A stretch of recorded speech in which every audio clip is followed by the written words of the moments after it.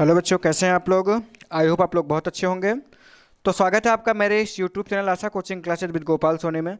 तो आज मैं आपके लिए लेकर आया हूँ कक्षा 10 के एक बेहद इंपॉर्टेंट लेसन पोएट्री पार्ट के चैप्टर 2 का फुल हिंदी एक्सप्लेनेशन। चैप्टर का नाम है द सम ऑफ लाइफ अर्थात जीवन मंत्र, जिसको लिखे हैं SW लॉन्गफेलो जी ने। तो बहुत ही अच्छा चैप्टर है। चैप्टर के बारे में आपको बता दूं कि इस चैप्टर में जीवन के मंत्र के बारे में बताया गया है कि हमको जीवन में क्या करना चाहिए, कैसे करना चाहिए, किस तरह से हमें जीवन यापन करना चाहिए, हमें जीवन में क्या नहीं करना चाहिए, हमारे जीवन में सुख दुख का क्या महत्व होता है। इन सारी चीज़ों के बारे में बहुत ही अच्छे से वर्णन किया है SW लॉन्गफेलो ने। तो आइए समय लॉस ना करते हुए स्टार्ट करते हैं, इसके टेक्स्ट का अध्ययन करते हैं। स्टैंजा विगन होता है जिसमें वो लिख रहे हैं कि लाइफ इज रियल। लाइफ अर्थात जीवन, इसका मतलब है रियल अर्थात वास्तविक। ये जो जीवन है वो वास्तविक है। और लाइफ इज अर्नेस्ट, अर्नेस्ट का मतलब होता है सच्चा। और ये जो जीवन है वो क्या है, अर्नेस्ट अर्थात सच्चा है। ये जीवन है वो वास्तविक है और ये जो जीवन है वो क्या है, सच्चा है। And the grave is not its goal. Grave का दो अर्थ होता है। ग्रेव का मतलब गंभीर भी होता है और ग्रेव का मतलब होता है कब्र भी। तो यहाँ कब्र वाला है ग्रेव, तो लिख रहे हैं एंड द ग्रेव, और जो कब्र है इज नॉट इट्स गोल, इसका लक्ष्य नहीं है। गोल का मतलब होता है लक्ष्य या उद्देश्य।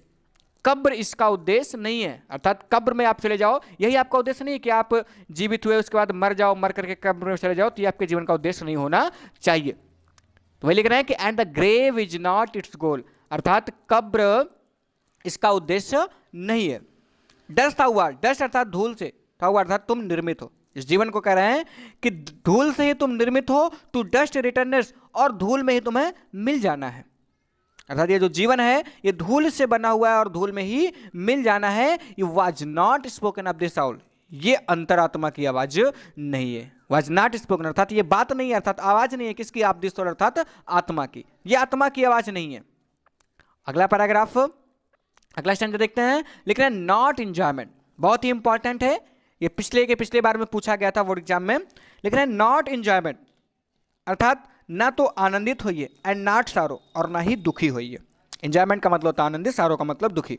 ना तो आनंदित होइए और ना ही दुखी होइए। Is our destined in our way, destined का मतलब होता है जो भी भाग्य में लिखा हो। इज आवर डिस्टाइन अर्थात जो कुछ भी भाग्य में लिखा हुआ होगा उसी के अनुसार इन अर्थात अंत होगा हमारे जीवन का। इसलिए लिख रहे हैं कि not enjoyment and not sorrow, अर्थात ज्यादा प्रसन्नचित ना होइए और ना तो ज्यादा दुखी होइए। जो कुछ भी भाग्य में लिखा होगा उसी के अनुसार जीवन का अंत होगा।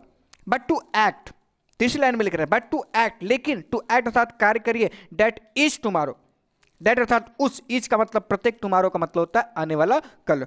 उस प्रत्येक आने वाले कल के लिए कार्य कीजिए और फाइंड अस फर्दर, और फाइंड का मतलब हमें प्राप्त करना चाहिए। अस्फर्दर अर्थात और अधिक, फार का ये कॉम्परेटिव डिग्री है, हमें और अधिक प्राप्त करना चाहिए। दैन टुडे का मतलब आज की अपेक्षा।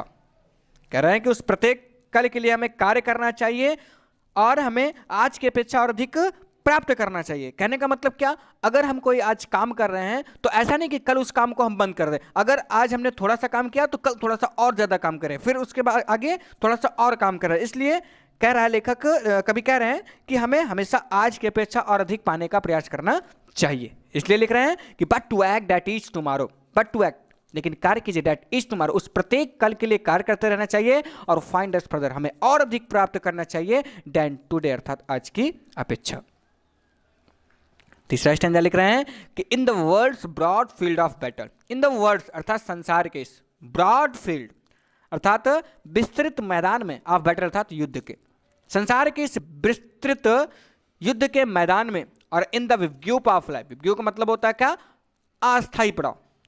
ऑफ लाइफ का मतलब होता है जीवन, और जीवन के इस अस्थायी पड़ाव में, संसार के इस विस्तृत युद्ध के मैदान में और जीवन के अस्थायी पड़ाव में। Be not like dumb, be not अर्थात मत बनो, लाइक डम अर्थात एक गूंगे की भांति, एक गूंगे की भांति मत बनिए। डम मतलब होता है गूंगा, एक गूंगे की भांति मत बनिए। और ड्राइवन कैटल अर्थात मत चलिए, कैटल का मतलब होता है मवेशी की भांति, और एक मवेशी की भांति मत चलिए। ना तो आप गूंगा बनिए और ना ही एक मवेशी की भांति चलिए। तो क्या कीजिए भाई, लिख रहे हैं कि बी आ हीरो, बी अर्थात बनो, अ हीरो का मतलब एक नायक बनो। इन द स्टाइप, इस टाइप का मतलब होता है संघर्ष, अर्थात संघर्ष में एक हीरो बनो, एक नायक बनो।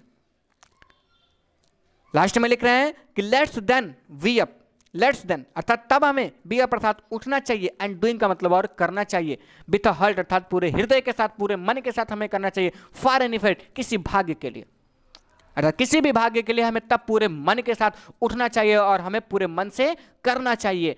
स्टिल अचीविंग अर्थात प्राप्त करते हुए, स्टिल परसिस्टिंग, परसिस्टिंग मतलब होता है फॉलो अर्थात अनुसरण करना, और अनुसरण करते हुए, प्राप्त करते हुए और अनुसरण करते हुए, लर्न टू लेबर, लर्न अर्थात सीखना चाहिए, टू लेबर अर्थात श्रम करना सीखना चाहिए, एंड टू वेट और इंतजार करना सीखना चाहिए। और प्राप्त करते हुए, अनुसरण करते हुए अर्थात अपने कामों को करते हुए, उसका अनुसरण करते हुए, तो वही लिख रहे हैं कि still achieving, still persisting, learn to labour and to wait, अर्थात प्राप्त करते हुए और अनुसरण करते हुए हमें श्रम करना सीखना चाहिए और इंतजार करना सीखना चाहिए।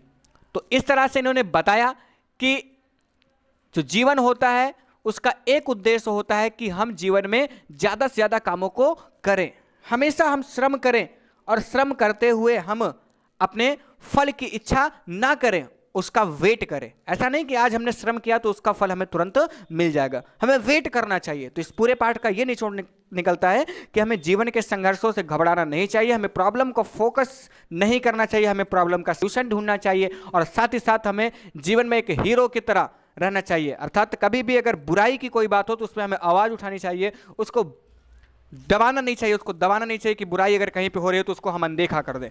तो इसी के साथ पाठ ये समाप्त होता है। आई होप आप लोग को बहुत अच्छे से समझ में आया होगा। ये बहुत ही छोटा चैप्टर था, इससे पहले जो सत्र में ये चैप्टर जो था वो थोड़ा सा लॉन्ग था, इसमें और भी ज़्यादा स्टैंजा थे, लेकिन इस सत्र में ये थोड़ा सा कट कर दिया गया है, इसमें से कुछ ही स्टैंजा को रखा गया है सम ऑफ लाइफ के, तो जिसको मैंने आपको पूरा पढ़ाया है। न्यू कोर्स में है ये, तो आप लोग इसको बहुत बढ़िया से पढ़िए, आपके लिए बहुत ज़्यादा इंपॉर्टेंट है। तो इसी के साथ इस चैप्टर की एंडिंग होती है, और अगर वीडियो अच्छा लगा हो तो कृपया करके वीडियो को लाइक कीजिए, और साथ ही साथ अपने सभी फ्रेंड्स के बीच में इस वीडियो को शेयर कीजिए। और अगर अभी तक आप हमारे इस चैनल पर नए हैं तो कृपया करके चैनल को सब्सक्राइब करना ना भूलें। तो इसी के साथ वीडियो की एंडिंग होती है। अंत तक वीडियो के साथ बने रहने के लिए बहुत बहुत धन्यवाद।